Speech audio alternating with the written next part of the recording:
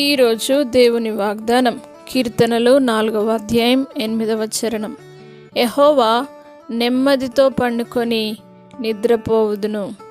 నేను ఒంటరిగా నుండినను నీవే నన్ను సురక్షితంగా నివసింపజేయుదువు. నా ప్రియ సహోదరులారా, దేవుడి రోజు మీతో వాగ్దానం చేస్తూ ఉన్నాడు. యెహోవా మిమ్మును నెమ్మదితో నింపబోతా ఉన్నాడు.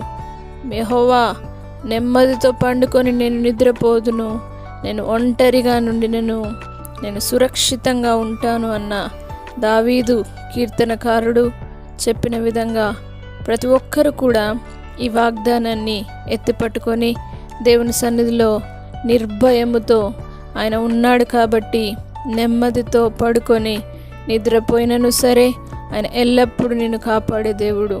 నిన్ను కాపాడువాడు, కునుకడు, నిద్రపోడు అని దేవుని వాగ్దానం సెలవిచ్చిన విధంగా మీరు ఒంటరిగా ప్రయాణం చేసినను, మీరు ఎక్కడికి వెళ్ళినను, మీరు ఒంటరిగానున్నను దేవుడే మిమ్మల్ని సురక్షితంగా కాపాడబోతున్నాడు. మీకున్న ప్రతి సమస్యలో మీరు ఒంటరిని అని ఎప్పుడు అనుకోకండి. ఎందుకంటే దేవుడు మిమ్మల్ని సురక్షితంగా నివసింపజేయడానికి ఆయన ఇష్టపడుతూ ఉన్నాడు. కాబట్టి తప్పక ఆయన మేళ్ళు మీ జీవితంలో దేవుడు అనుగ్రహిస్తాడు. తప్పక దేవుడు నెమ్మదినిస్తాడు. మీ జీవితంలో గొప్ప ఆరోగ్యమును, క్షేమమును, భద్రతను, ఆశీర్వాదాన్ని ఇస్తానని దేవుడు సెలవిచ్చాడు.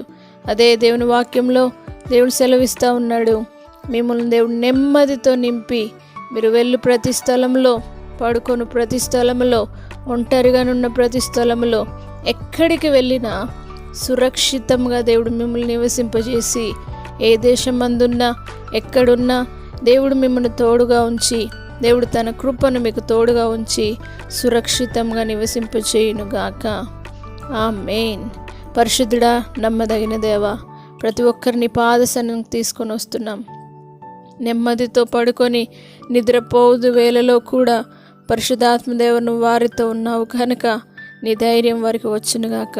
వారు ఒంటరిగా ప్రయాణము చేసిన, ఒంటరిగా ఎక్కడున్నానో వారిని సురక్షితంగానే మీరు నివసింపజేయండి. ప్రతి ఒక్కరికి ధైర్యమును అనుగ్రహించండి. వారి పక్షమున మీరు ఉండండి. దేవా, వారికి క్షేమమును, భద్రతను, ఆశీర్వాదాన్ని అనుగ్రహించండి. వారు సురక్షితంగా నీ సన్నిధిలో, నీ ఒడిలో ఉందురుగాక.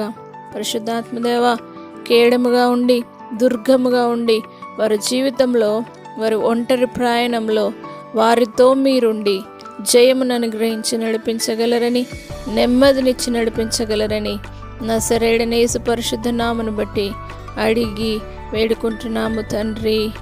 ఆమేన్.